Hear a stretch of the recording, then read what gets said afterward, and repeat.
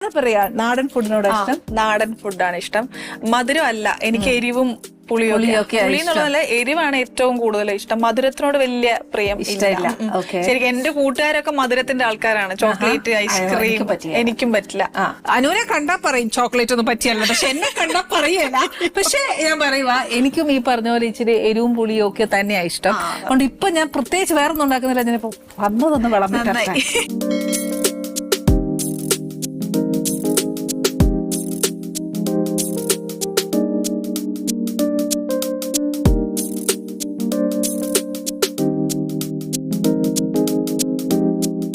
സെലിബ്രിറ്റീസിന്റെ ഒക്കെ എന്താ പറയാ, ഫുഡിന്റെ റൂട്ടീനൊക്കെ ചോദിച്ചാൽ അങ്ങനെയൊക്കെ പറയും. അങ്ങനെയൊക്കെ ഉണ്ടായിരുന്നു?